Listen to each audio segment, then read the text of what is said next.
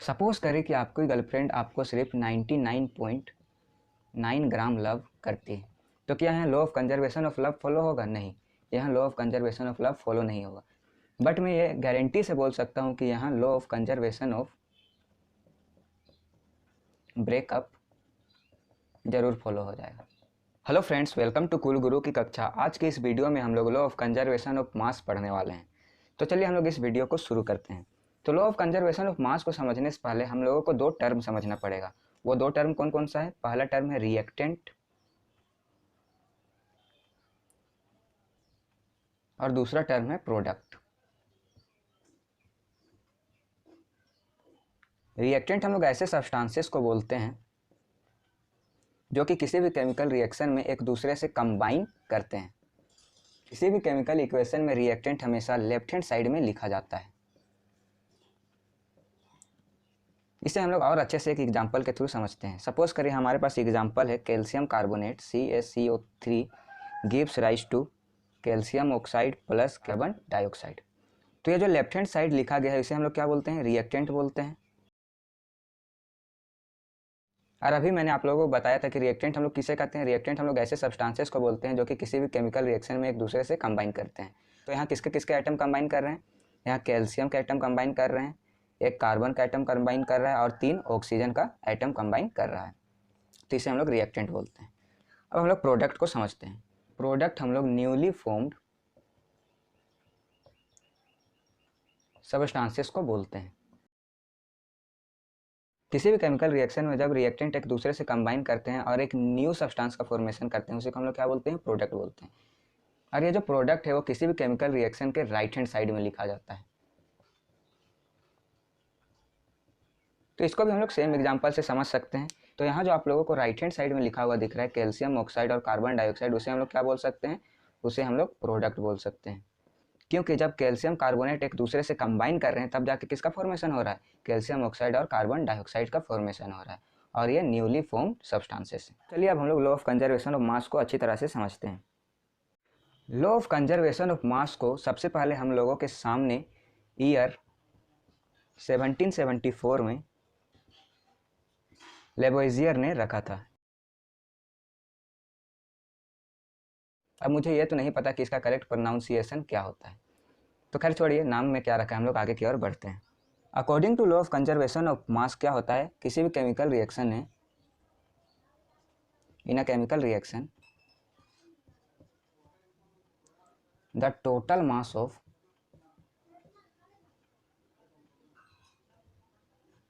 reactant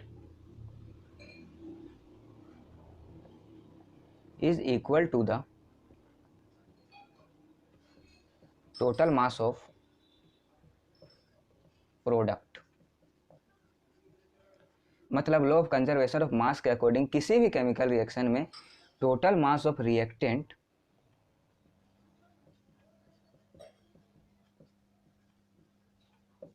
equal होता है product के टोटल मास के। तो इसको हम लोग एक एग्जांपल के थ्रू समझते हैं। तो फिर से हम लोग वही एग्जांपल लेंगे। जब कैल्शियम कार्बोनेट को हम लोग हीट करेंगे तो यहाँ से हम लोगों को क्या मिलेगा? Calcium oxide plus carbon dioxide. तो चलिए सबसे पहले हम लोग रिएक्टेंट साइड के मास को कैलकुलेट करते हैं। तो रिएक्टेंट साइड हमारा क्या है? Calcium carbonate. कैल्शियम कार्बोनेट किन किन एटम से मिलकर बना हुआ है? कैल्शियम कार्बोनेट एक कैल्शियम के एटम से मिलकर बना हुआ है, एक कार्बन के एटम से मिलकर बना हुआ है और 3 ऑक्सीजन के एटम से मिलकर बना हुआ है।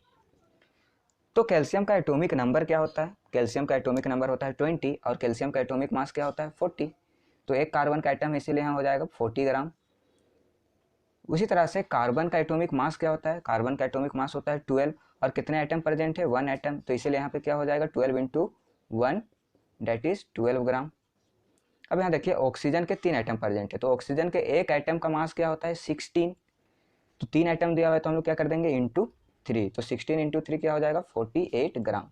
अब हम लोग इन तीनों को ऐड कर देंगे, 40 ग्राम प्लस 12 ग्राम प्लस 48 ग्राम। तो हम लोग का आंसर क्या आ जाएगा? 100 ग्राम।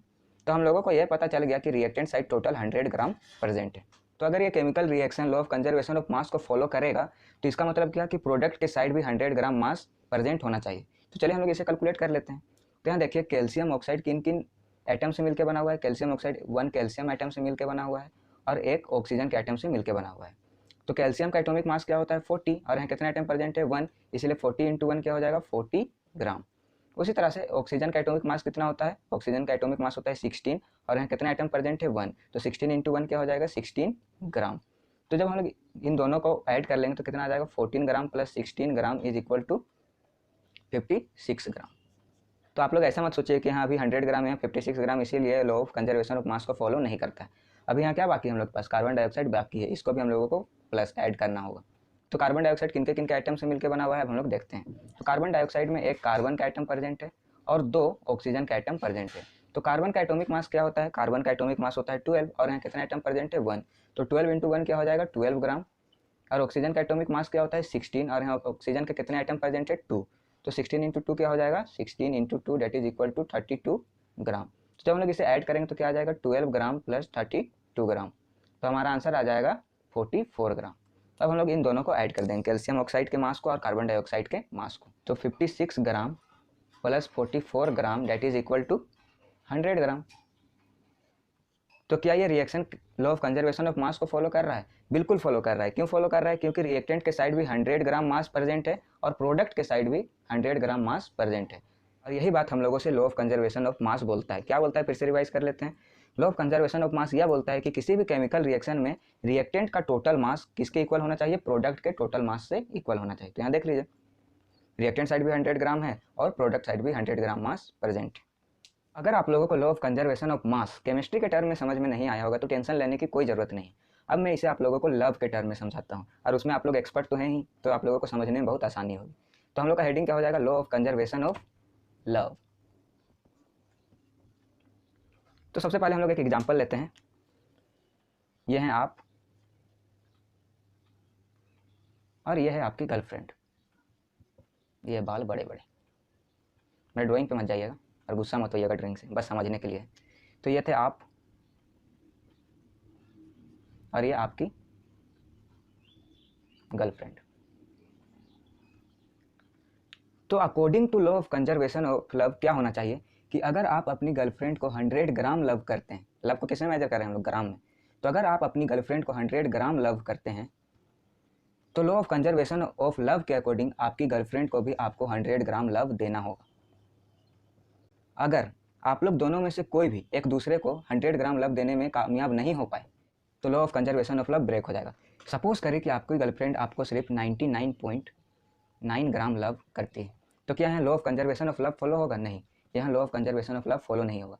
बट मैं ये गारंटी से बोल सकता हूँ कि यहाँ law of conservation of breakup जरूर फॉलो हो जाएगा। ठीक है, आई होप आप लोगों को ये समझ में आ रहा होगा क्योंकि आप लोग इसमें एक्सपर्ट तो हैं ही। तो law of conservation of love के अकॉर्डिंग हमारा क्या इक्वेशन बनेगा, love given by boyfriend is equal to love given by girlfriend. लेकिन यहाँ दिक्कत यह है कि आप लोगों से एग्जाम में law of conservation of love नहीं पूछा जाता है। अगर law of conservation of love पूछा जाता है तो आप लोग सब लिख देते हैं। यहाँ क्या पूछा जाता है, law of conservation of mass.